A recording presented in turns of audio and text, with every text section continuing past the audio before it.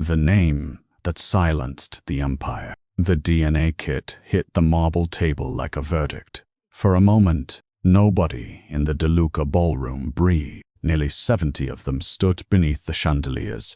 Captains, cousins, lawyers, wives dressed for a funeral that hadn't happened yet, all staring at the maid they'd walked past 1,000 times without seeing. Emily Carter pressed a hand to the curve of her stomach and said nothing. 7 months, Vincent DeLuca said, circling her slowly. 7 months. And you thought no one would ask whose child that is? I never wanted this, Emily whispered. Her voice barely reached the second row. Nobody believed her. Nobody ever did. The family doctor cleared his throat and set a folder beside the kit. Until paternity is confirmed, the DeLuca succession is frozen. Those are Isabella's, he caught himself. Those are the family's own bylaws. I'm only enforcing them. That was when the room truly came apart. She trapped someone. She's lined. Throw her out before she poisons this family with her bastard. The words came from every direction, overlapping, oddly. A chair scraped back. Someone's ring caught the light as a hand jammed toward her face. Emily had learned long ago that the safest thing an invisible woman could do was stay still. So she stood there, 7 months pregnant, and let them scream. Vincent leaned in close enough that only she could hear him. Tell us his name, or you and that child disappear tonight, and no one in this room will ask where. She closed her eyes. Damien DeLuca. The silence that followed wasn't quiet. It was total. Every head turned, slow and disbelieving, toward the man at the head of the table. Damien didn't move. He sat perfectly still in the wheelchair he'd occupied for 4 months, one hand tightening white-knuckled around the armrest. And for the first time since the assassination attempt that put him there, something other than control crossed his face. Fear, not because she was lying, because some small, buried part of him already knew she wasn't. 3 months earlier, none of them had known her name at all. Emily had spent nearly 3 years inside the DeLuca estate, and in all that time she'd made herself an expert at not being noticed. She knew which hallway floors creaked before a footstep landed, which of the family's wives tipped generously, and which ones left messes on purpose because humiliating the help amused them. She learned to disappear into a room the way furniture disappears. Present, useful, invisible. It was safer that way. She'd grown up in enough group homes to know that the less anyone noticed you, the less anyone could take from you. Damien DeLuca had barely spoken 50 words to her in 3 years. Not out of cruelty. He simply didn't see staff the way he saw threats, alliances, and enemies. Those were the only 3 categories that mattered to a man who'd inherited an empire built on other people's blood. Then came the assassination attempt. Then came the wheelchair, the sedative, the 4 missing months. No one in the family liked to discuss. And somewhere in the wreckage of that recovery, something had happened between the Mafia Boss and the Maid.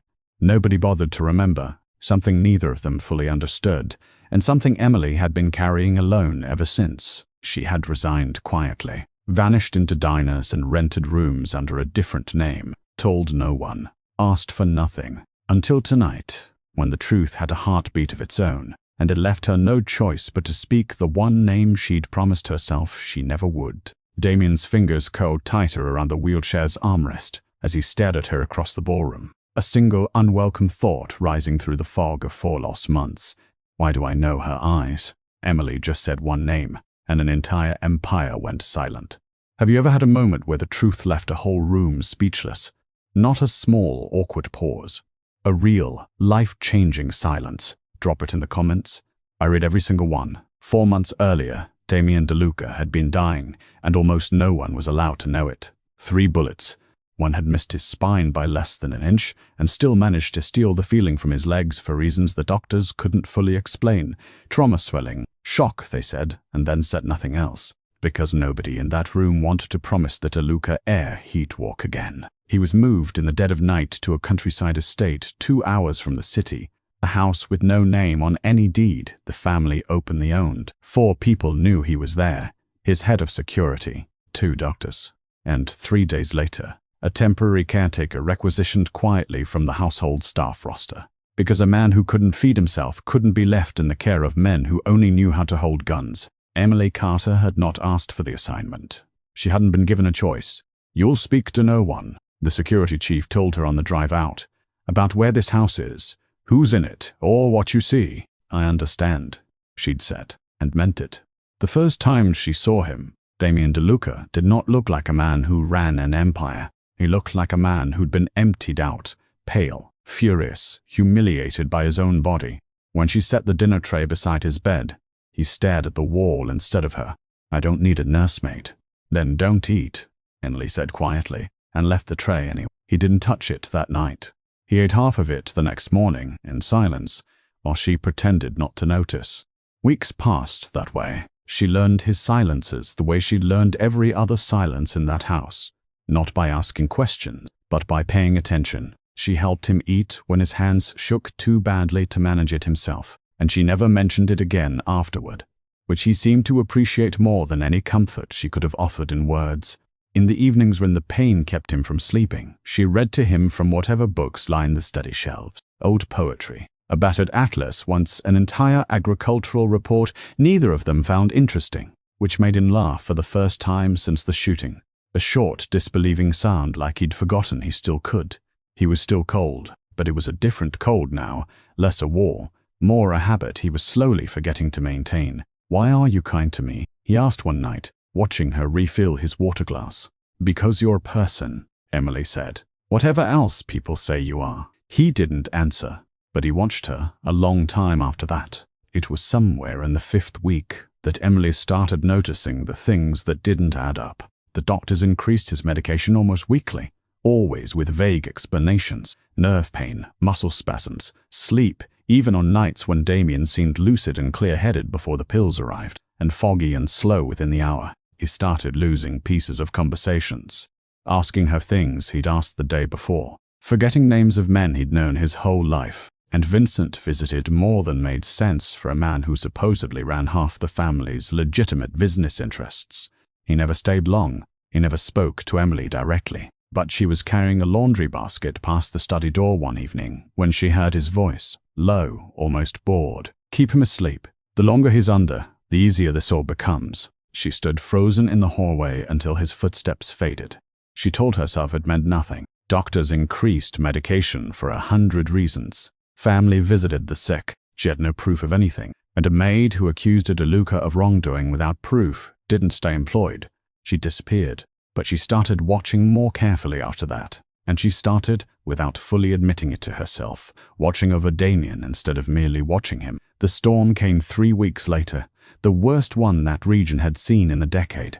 It knocked the power out just after midnight.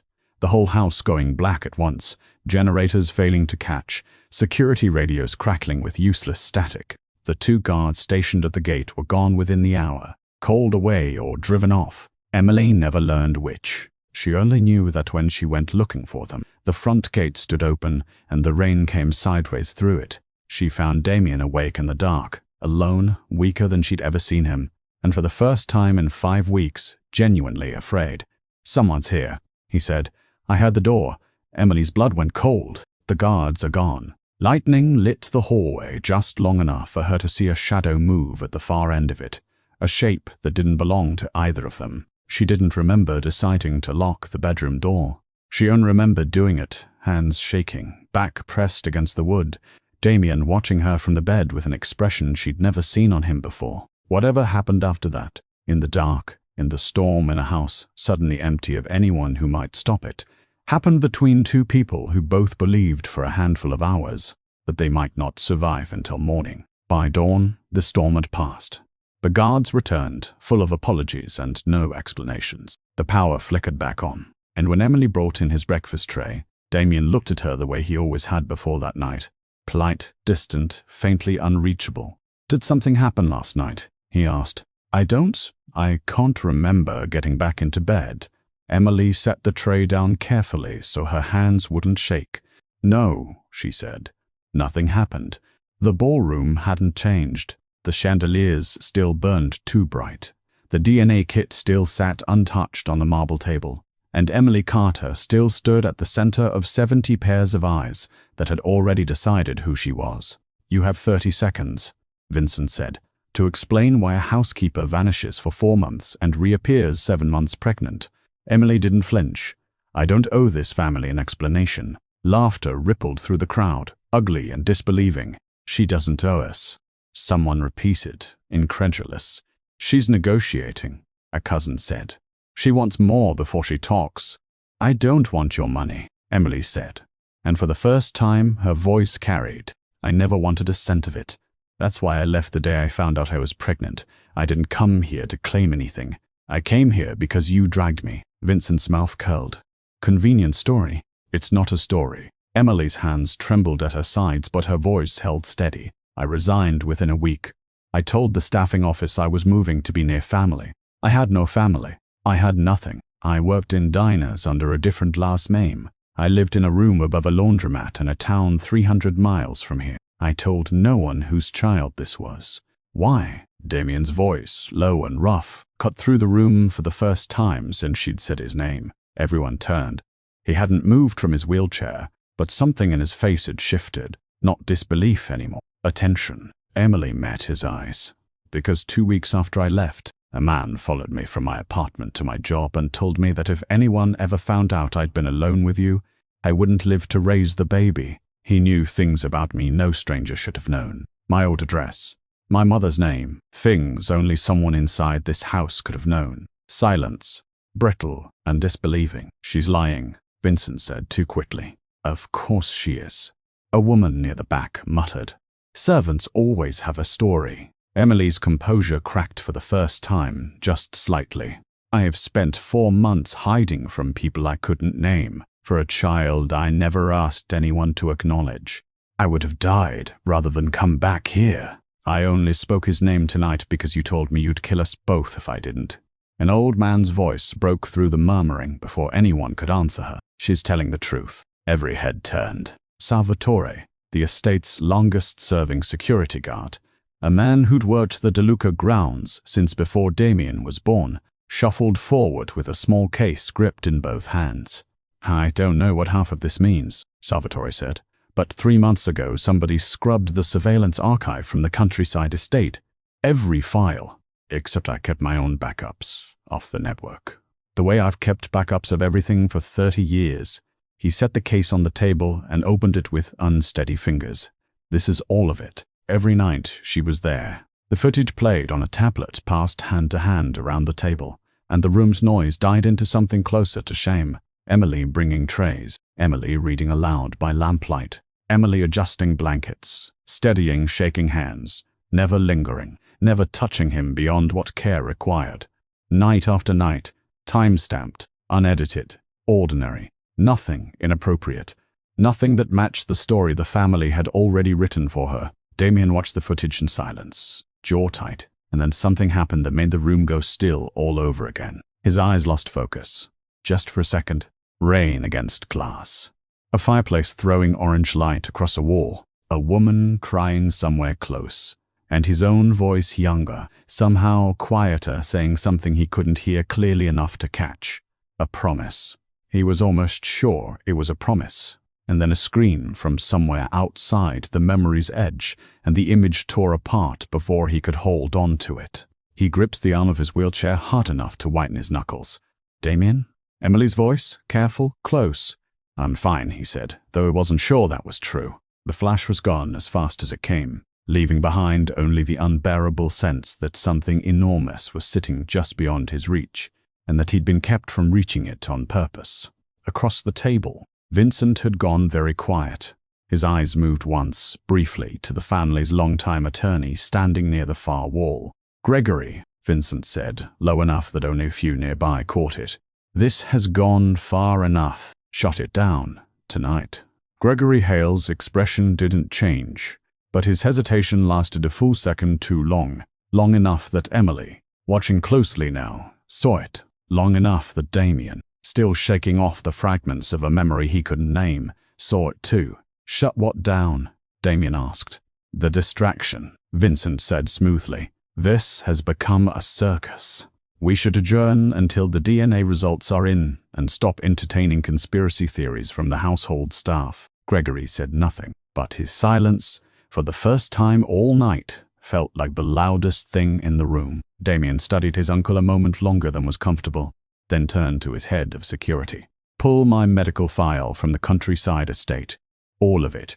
Every doctor's note, every prescription log, every date. It took less than 20 minutes for the file to arrive. Damien opened it at the table in front of everyone and began paging through months he barely remembered living. Then he stopped. 3 weeks are missing, he said quietly. He looked up, first at the empty space in the file where an entire month of his recovery should have been documented, and then, slowly, at Vincent. There should be entries here.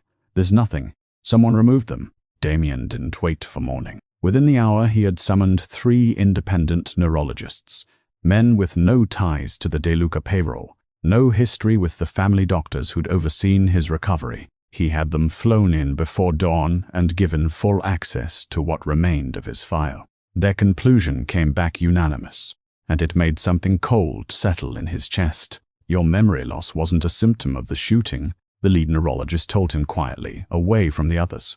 It was chemically induced.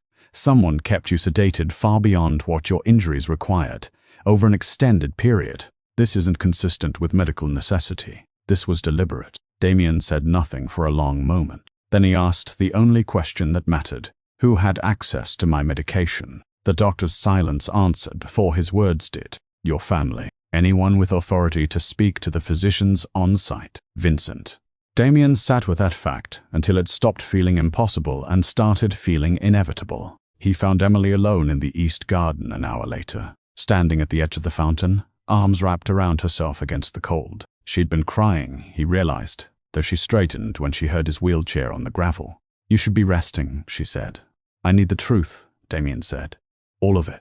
Whatever happened that night in the storm. I need you to tell me, because I can't remember it, and I think someone made sure I never would. Emily was quiet for a long time. When she finally spoke, her voice was steady in the way of someone who had rehearsed this confession 1,000 times alone, and never once believed she'd be allowed to say it aloud. There was a night, near the end, before the storm you already know about. Vincent's nephew came to the estate drunk. He found me alone in the kitchen. She stopped, steadying herself. He grabbed my arm. I told him to stop. He didn't. Damien's jaw tightened. Go on. You heard me, Emily said. I don't know how. You'd been so heavily medicated for days, barely lucid. But you heard me and you got yourself out of that bed when you could barely stand, and you came down that hallway and put yourself between us. Her voice cracked slightly. You could barely walk, Damien, and you still stood there and told him if he touched me again, you'd kill him yourself. He believed you. So did I. Damien said nothing. He didn't remember it. Not even a fragment. After that, Emily continued. The storm came. The power went out. The guards vanished. We heard someone moving through the house who shouldn't have been there, and we barricaded ourselves in the library because it was the only room with a working lock and a fireplace. We thought. She hesitated. We genuinely thought the men who'd already tried to kill you once had come back to finish it. We thought we might not survive until morning. Damien's throat was tight. What happened in that room? Emily looked away, out toward the dark edges. We talked. For hours. You told me things I don't think you'd ever told anyone. About your father. About what it cost you to become what you are. About how tired you were of being feared instead of known. I told you about the foster homes. About believing I'd die alone and unremembered by anyone. Her eyes glistened. We weren't a mafia boss and a maid that night. We were just 2 people who thought they were about to die. And then it happened, she said simply. One kiss became something neither of us planned, and neither of us stopped. Not because we were reckless. Because for the first time in either of our lives, someone finally saw us, really saw us, and it felt like the only true thing in a house built on lies. Damien's hands had gone still on the arms of his wheelchair. By morning, Emily said, you didn't remember any of it. Not the library, not the storm, not me. I told myself it was a mercy. A month later, I found out I was pregnant, and I left before anyone could ask questions I had no safe answers for. Damien sat in silence, the garden cold and quiet around them. And then it came, another flash, sudden and involuntary, sharper than the ones before. Firelight. Rain against old glass. His own hand, trembling from exhaustion, reaching to touch Emily's face as she cried against his shoulder. His own voice, low and certain in a way he never allowed himself to be certain of anything. If I survive this, I'll never leave you alone. The memory shattered as quickly as it came, but this time it left something behind. The terrible, undeniable weight of a promise he'd made, and then, for no fault of his own conscious mind, completely failed to keep. I remember, he said quietly, the words rough in his throat. Not everything, but I remember that. I remember promising you that. Emily's eyes filled. You don't have to say that, just to. I'm not saying it to comfort you, Damien said. I'm saying it because it's the first true thing I've remembered in 4 months, and I intend to find out exactly who made sure I never remembered the rest. He turned his wheelchair toward the house, his voice hardening into the tone of a man who no longer had any patience for uncertainty. Get the medical team back. I want a DNA test tonight. Not tomorrow. Tonight. Emily was invisible for years, until the truth made her impossible to ignore. Have you ever felt overlooked by people who later had to acknowledge what you were really worth? I'd love to know your story. Comment below and let's talk. If this story moved you, follow for more like it. The samples were collected within the hour, swabs sealed, labeled, and dispatched under armed escort to an independent laboratory. Damien selected himself, one with no history of DeLuca contracts. Then there was nothing to do but wait. And waiting, Damien discovered, was its own particular kind of torture. He filled the hours the only way he knew how. He pulled every financial record tied to his 4 months of recovery, every transfer, every invoice, every account the family's lawyers touched. What he found turned his stomach. Millions of dollars, moved in careful increments designed to avoid scrutiny. Payments to physicians who weren't on staff. Payments to private investigators with no discernible case files. Payments to a laboratory in another state that, as far as anyone could determine, didn't exist. Payments to nurses who had rotated briefly through the countryside estate and vanished afterward, well compensated and untraceable. Someone had spent a fortune making sure Damien stayed asleep and making sure Emily was never found once she'd run. Bring me Gregory, Damien told his head of security. Now, Gregory Hale arrived composed, as he always was. 30 years of practiced calm sitting behind his eyes. But Damien had grown up watching men lie to him for a living, and he knew the difference between composure and control. You've handled this family's legal affairs since I was a child, Damien said, sliding the financial records across the desk. Explain these. Gregory's eyes moved over the pages. His hands, Damien noticed, were not quite steady. I don't recognize half of these accounts, Gregory said. You signed authorization on 3 of them. The silence stretched long enough to answer the question before Gregory spoke again. When he finally did, his voice had lost its polish. The medical files were altered, he said quietly. The security footage, the original, not the backup Salvatore kept. I ordered it deleted. I paid 2 of the nurses to leave the country and stop taking calls. He looked up, and for the first time in Damien's memory, Gregory Hale looked like an old man rather than a lawyer. I did it because Vincent told me to. Everything, from the beginning, from the assassination attempt. Gregory's jaw tightened. I want immunity before I say anything else. You'll get exactly what I decide you deserve, Damien said. Keep talking. There's a file, Gregory started, that Vincent kept separate from everything else, something involving your fathers. The window shattered. Damien didn't register the sound first. He registered Emily, standing near the study's far wall, jerking backward as a second shot cracked through the glass and buried itself in the bookshelf inches from her head. Get down! Damien lunged from the wheelchair, strength he hadn't fully trusted since the shooting somehow finding him, and threw himself between Emily and the window as a third round shattered a lamp beside them. He pulled her to the floor, his body covering hers, glass raining across his back. The gunfire stopped as abruptly as it started. Security flooded the room seconds later, shouting, weapons drawn, sweeping the grounds. Gregory had vanished from where he'd been standing. Whether he'd fled the danger or something else, no one could say yet. Emily was shaking beneath him, unhurt but white with shock. Damien pulled her upright, checking her hands, her face, the curve of her stomach, with a desperation that surprised even him. I'm fine, she whispered. I'm fine, Damien. That shot was aimed at you, he said, voice low and lethal. Not at me, at you. The room fell into stunned understanding. This had never simply been about inheritance or scandal. Someone in this family wanted Emily dead badly enough to put a sniper on the estate grounds in broad daylight. And the only person with motive enough to erase her entirely was the one man conveniently absent from the room when the shooting started. It was nearly midnight when the courier arrived from the laboratory. The ballroom filled again, faster than anyone expected. Word had spread that results were coming, and even the DeLucas, who'd spent all week calling Emily a liar, now stood shoulder to shoulder, unable to look away. Damien took the envelope himself. He didn't open it immediately. He looked at Emily first, standing pale and exhausted across the room, one hand resting protectively over her stomach, and something in her expression, not hope, not really just quiet, exhausted resignation to whatever the paper said, steadied him more than anything else could have. He broke the seal. The room held its breath as he read. Probability of paternity, 99.9999%. Damien read it twice before he trusted his own eyes. Then he lifted his gaze to the room, and his voice, when it came, was quiet in the way that made every DeLuca captain go still. She never lied, he said. Not once. Not about any of it.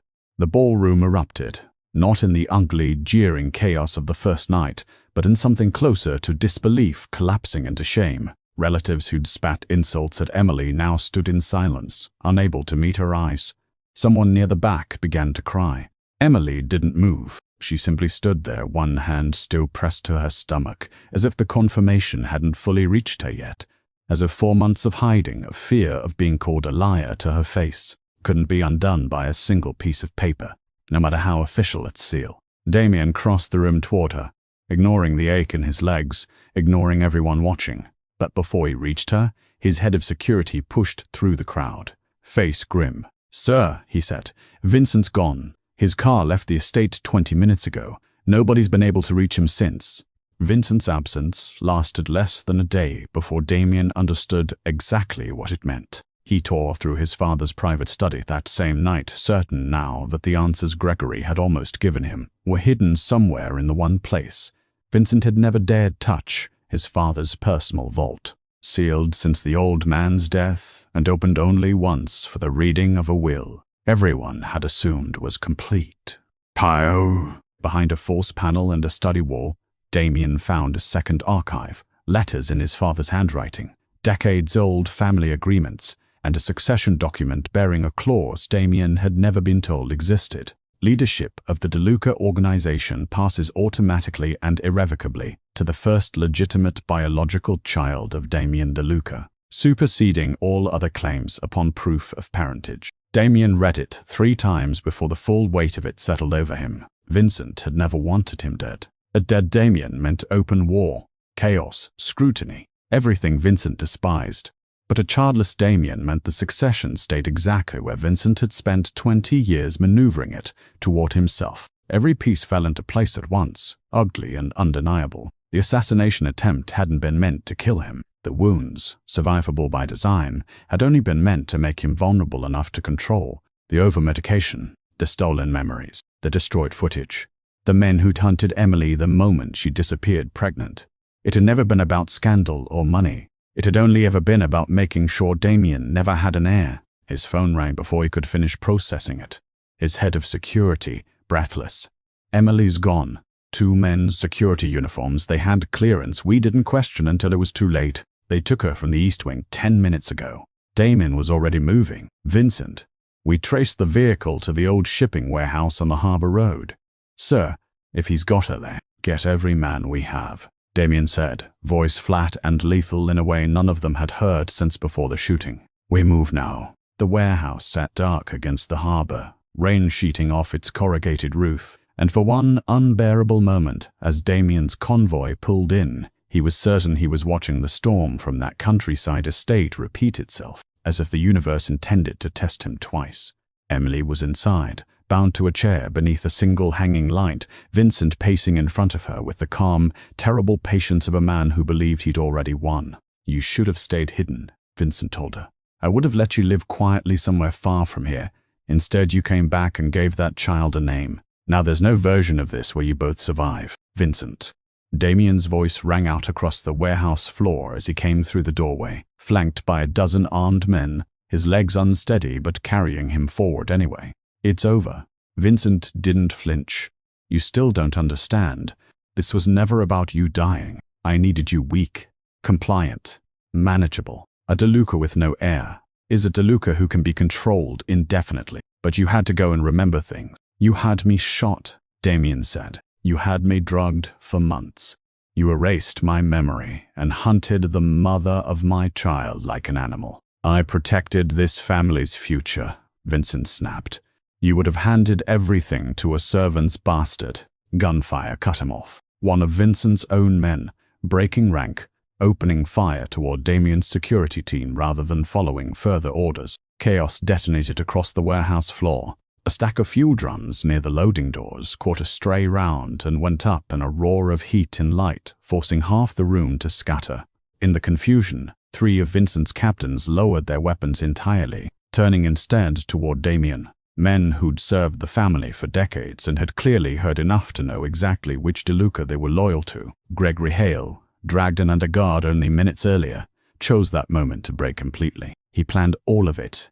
Gregory shouted over the noise, no longer protecting anyone but himself. The assassination. Vincent arranged the shooters himself. The medication, the missing files, the hunt for Emily. Every order came from him. I only followed instructions because I was afraid of what he'd do if I didn't.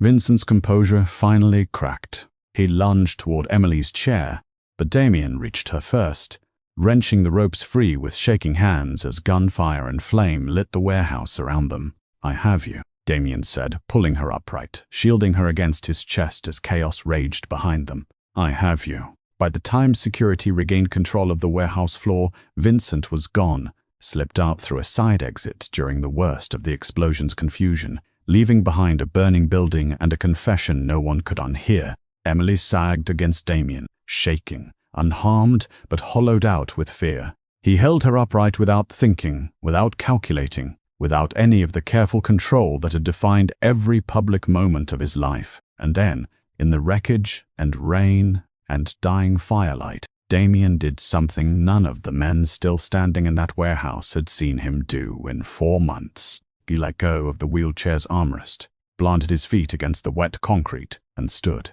Vincent was captured 2 days later at a private airstrip 40 miles north, attempting to board a plane under a name that wasn't his. He didn't resist. He simply looked exhausted, as though the weight of everything he'd built in secret had finally become too heavy to carry any further. The entire DeLuca organization gathered for the reckoning. The same ballroom, the same chandeliers, but a different silence this time. Not the silence of a woman being condemned, the silence of a family bracing to hear exactly how far its own rot had spread. Gregory testified first, stripped now of every ounce of his old composure. He laid out the conspiracy in full. The falsified medical files, the deleted footage, the bribed nurses, the private investigators paid to hunt a pregnant woman across 3 states. The doctors who'd overseen Damien's recovery testified next, confirming what the independent neurologists had already found.